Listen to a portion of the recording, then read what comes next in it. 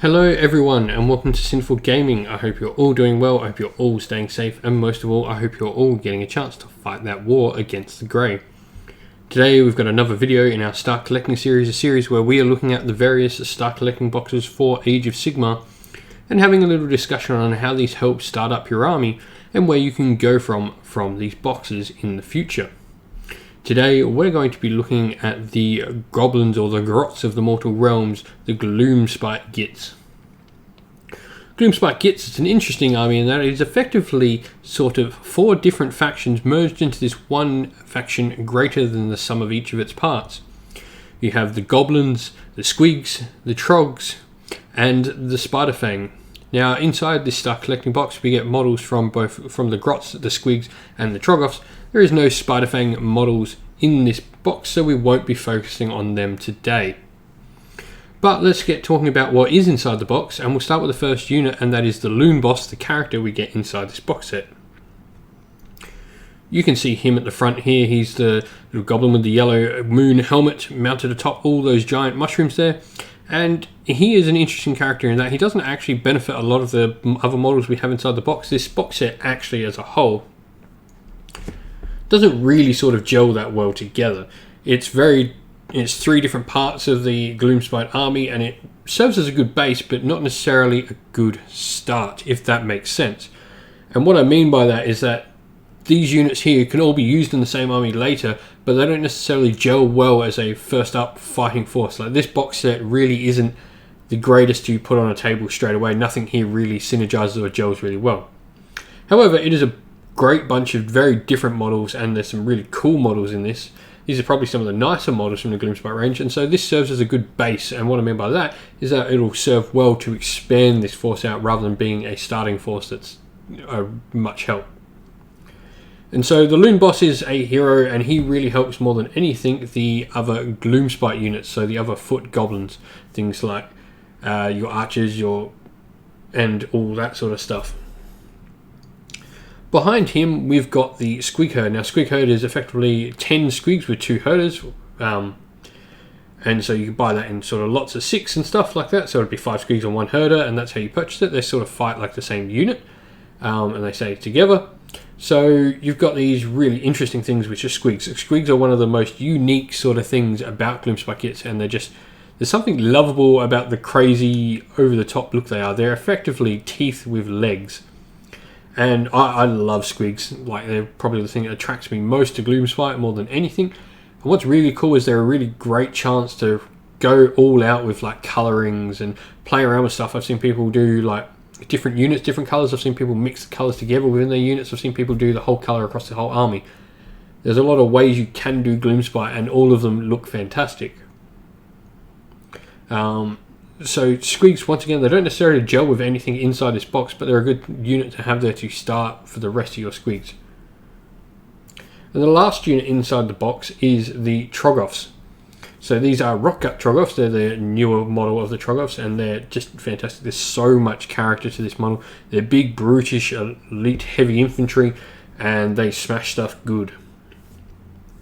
Once again, though, they don't really gel with anything else inside the box, and while that might be a problem for playing games to start with this box, it serves as a great way to start as a base for the army. Once again, there's a lot of cool things for trogs. There's different types of trogs within the Gloomspite army, and these are the rock ones. So we'll have a look now at how to expand this box, because I think expanding this box is the most important thing. This serves as a really good base, as I've said, but you really want to probably get expanding this pretty quick. The first unit I suggest to pick up when we're looking to expand, and we'll look at the terrain piece and endless spells a bit later, but definitely you want to pick up some shooters or stabbers to begin with. These are your generic standard grots and your only pure battle line option available within the army. These combine well with your Loon Boss to actually form some quite dangerous units within the Gloomspite army, and in large numbers can be quite hard to shift as well, with their netters putting -1 to hit debuffs on your enemy. The next unit after that, though, that we want to look at, and this is sort of looking at expanding something else. So now we've got the trogs that we've got here, where you can look to expand the trogoffs, and looking at potentially getting like a Dankhold Trogboss would be a great way to expand upon them. Dankhold Trogboss are effectively your Troggoth leaders within the army, and they can help sort of bolster the effectiveness of all your other Troggoth units. This kit also can be built as a Dankhold Troggoth, which is a footline Troggoth. He's a big, brutish Troggoth, and they can actually be taken in units. Units of 3 Troggoths are quite a fearsome sight to face on the battlefield, and they look really cool. Your Dankhold Troggoth kit is just absolutely stunning. There's also the potential that you could go and check out Forge World. They do have a Troggoth Hag, which is a Troggoth sorcerer, and she's a really, really strong sorcerer. She's tough, she's durable, she's got negatives to hit built in, and she's a great wizard as well. So that is definitely something worth having a look into. But the other options for Troggoths as well is you've got the River Trolls, or the River Troggoths, and they sort of have some sort of shooting attacks. They've got some negatives to hit. They're not quite as punchy as the Rock Guts, but they're still really cool. But after that, let's get having a look about Squigs. So there's a few options we can go with Squigs, and my advice would probably be to buy a hero for them first. And whether or not that's a Loon Boss on a Giant Cave Squig or the Loon Boss on Mangler Squig, which I've got pictured here, it really doesn't matter. Both of those heroes benefit all the rest of the Squigs, and you can look at buying like Squig Hoppers or Boingrot Bounders, which are sort of generic Goblin Squig cavalry as well. But the Mangler Squig is where it's really fun. It's these 2 giant Squigs tied together with chains that each try to leapfrog each other, and they cause this wrecking ball of absolute mayhem.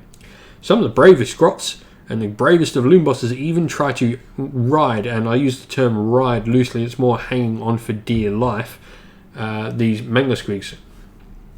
They're a great unit to help lead the the Squig part of your army, and can serve as some good hard-hitting pieces, as well as a great centerpiece for the army. The last thing I want to suggest, and something Gloomspite have an abundance of, is actually wizards. Now, there's a lot of different wizard options you can do. You can purchase the named character Scragrot the Loon King, who's the overall ruler of the Gloomspite Gitz, or other things like Madcap Shamans and Fungoid Cave Shamans. Fungoid Cave Shamans are an exceptionally cool model to paint. But my suggestion would actually be going for the Gobbapalooza. This is a weird sort of unit, and these are sort of half demi characters. They're not necessarily full characters on their own, but they're cool little pieces within the army. There's a couple of wizards in here and a couple of sort of buffing units as well, but they all sort of form in this one battalion that is called the Gobbapalooza. This there's just so much to these models. There's so much character. You've got the Scaremonger, who you can see here is the dude who is the sun trying to scare the other Grots. You've got the Boggle Eye, which is this weird sort of wizard. You've got the Shrewmancer, who's this giant wizard atop a walking mushroom. The Brewmaster, or the Brewgit, sorry, who is brewing all sort of evil concoctions. And the Spiker, which has a whole bunch of like deadly poisons on his back, and he's like a 4-legged arachnid sort of Grot. There's just so much character to this kit. Like, even if you're never going to use these models in game, this is a kit you want to paint up just to put on your painting desk. They're so much fun to paint. The last things I want to talk about, and we'll talk about the terrain and endless spells now for the Gloomspite Gitz. The terrain piece is really cool. It's called the Loon Shrine, and it's effectively just a giant cave that your Grots come pouring out. This works really well in cohesion with your shooters and stabbers, as they can come back out of it and sort of like you summon them when your units die, but only at half strength. There's also like a Battle Shock immunity bubble that it puts up, which makes those big blots of Grots harder to move. But it's just a cool centerpiece, and like on your display shelf, it'll look fantastic in the middle of your army. It's probably one of the more needed terrain pieces for some armies than, say, others we've looked at so far. The last thing I want to talk about, and you can probably hold off doing this until you get some Grot Wizards, is your endless spells. So there's 4 for the Gloomspite Gitz. You've got the Tide of Spiders, the Scuttle Tide, the Arachna Cauldron, the Moon, and Mork's Mighty Mushroom. All of these are really cool endless spells, and actually are all quite effective. It's probably one of the best sets of endless spells in the game, in that all of these, I think, have a place within an army. Mork's Mighty Mushroom is a great damaging spell. The Scuttle Tide and the Moon have some really cool abilities, and the Arachna Cauldron allows a wizard to know all the spells from a lore. But that's all I want to chat about the Gloomspite today. I'd love to know your thoughts on Gloomspite Gitz. If you've just picked up this box and you've got any questions at all, please leave them down in the comments below. Don't forget to like the video and subscribe to the channel. We're, I think, a subscriber away from 900 now and punching on towards that 1,000. It's great. Thank you everyone for your support, but last of all and most of all, don't forget to stay safe everyone, stay well, and keep fighting that war against the grey. I'll see you all again real soon.